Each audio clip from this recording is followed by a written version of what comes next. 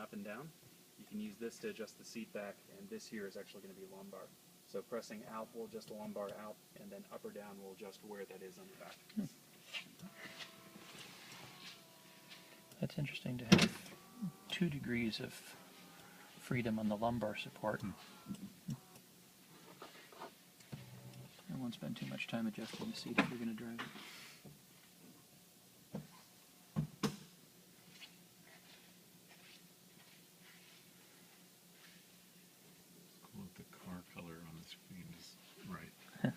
It's like your iPhone on iTunes, huh? Yeah. Matches the color.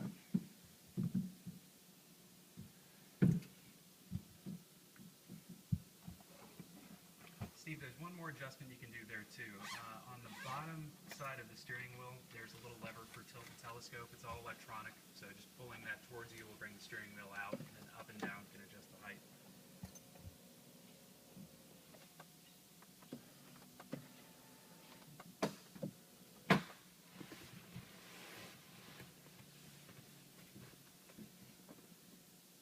Map looks good, doesn't it? That's nice. We can finally figure out where we are.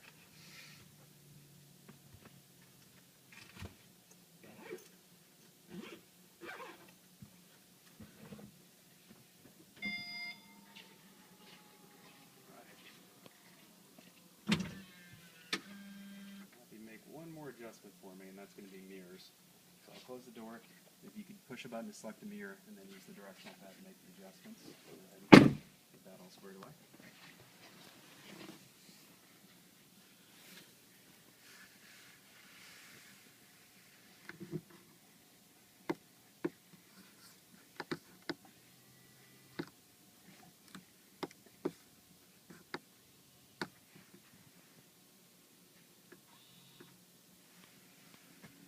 Okay. Yeah, seems good. All right, now we're going to go ahead and engage the memory setting. So on the top left corner of the screen, you've got your temperature indicator, have a battery icon, a house symbol for home link, and then do you see the one that looks like a person? Mm-hmm. If you'll go ahead and select that for me, and then tap on Create Driver Profile. All right, let's go ahead and type in your name. And select either Enter or Create Profile, either one. Great. Just ask you to confirm that the seat, mirrors, and steering wheel are where you want it, and if so, you'll hit Save at the very top. Now, once you get it out on the road, it's actually a pretty intelligent system, so if you start to make any sort of little adjustment, it's going to drop down and give you the option to save or restore automatically, so that way you don't have to go through all those steps. Handy. Okay. So, currently the car is actually sitting in an accessory mode, in the sense that you've opened the door, sat down there with the key, and it's going to allow you to use some of the features and stuff. It's just not quite ready to switch over to drive. So to do that, put your foot on the brake. Let's say the speedometer flips. Power steering is now activated, and we're pretty much good to go. Here on the screen, you've got a couple different indicators. Down here, this is just letting you know the doors are unlocked. Right there where it says 12 miles per hour, 12 miles, that's your odometer. You've got the outside temperature listed here, and then date and time on that side. Go ahead and turn the steering wheel this way a bit. There we go. We'll actually bring it right up here. Okay. We've got 2 different levers on this side. We've got cruise control up top. Should get a little bit better view there. Sure. Cruise control up top, and turn signals, wipers, and high beams down here. It takes a little getting used to for some people, just because when we first get out on the road, a lot of folks will go ahead and start hitting this for turns, but you want to make sure you go for this lower lever right here. For cruise control, pushing this button in, it's going to go ahead and turn the system on. Orange light designates that that is on, and the small triangle here on the screen is also letting you know that it's ready, it's just not set yet. As soon as you get up over 20 miles an hour, just giving this a gentle tap, it's going to go ahead and swing this up to mark your speed, and you'll see cruise on displayed there in the center.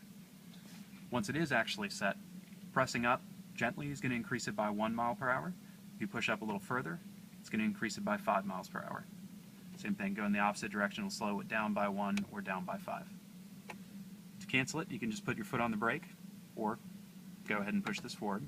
And to resume it, just bring it towards you. Okay? Okay. Down here, you've got your turn signals, wipers, and high beams. Pushing this button in disperses the windshield washer fluid. And then here on the dial, you have a series of 4 different clicks for your wipers. First click is going to be a rain sensing low speed. Second one will be a rain sensing high speed. And then here at the top, third one is going to be continuous low speed, and fourth is continuous high speed. Okay. For your high beams, pulling this towards you is going to give those a quick flash. Pushing it forward, locks them in place. Okay. And turn signal is just like any other car, but the one thing I will point out to you is if you give it just a gentle tap, it's going to give you 3 quick blinks for changing lanes. Oh, that's nice. Yeah, handy little feature to have. All right.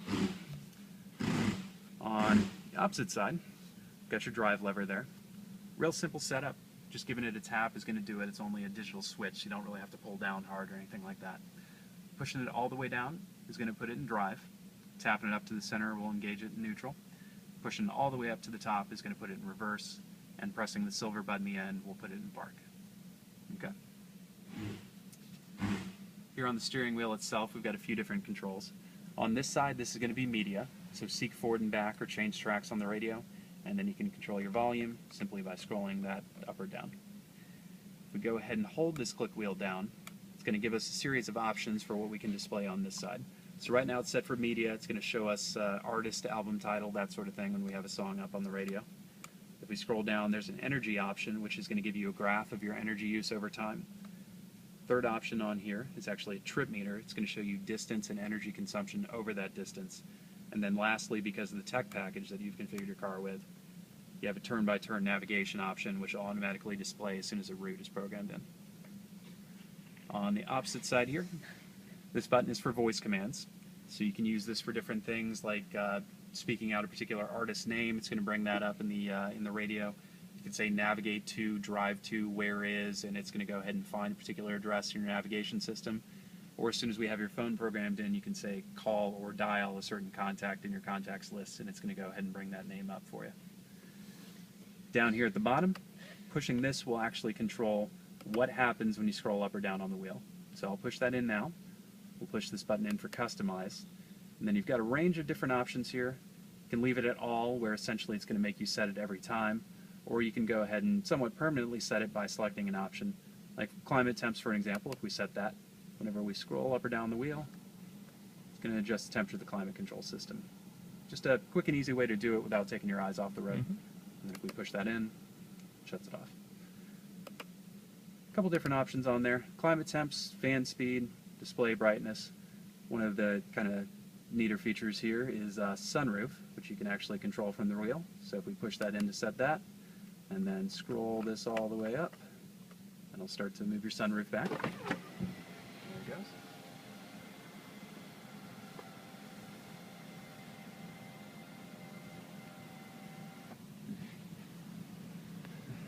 Nice view there. And if we go ahead and push this in, it's going to close it for us. There we go. So you can kind of play around with that, see what you like, but there's a few different settings there that you can engage based upon your preference. And the last thing I'll show you here, same thing, if we hold this click wheel down, got the exact same options on this side. The only difference is once you have your phone programmed in and a call comes through, it'll display the information on that side. But otherwise, kind of customize it for whatever you want in the left and the right, based on your preferences there. Okay. All right, I'll hop on in. We'll go over the main screen.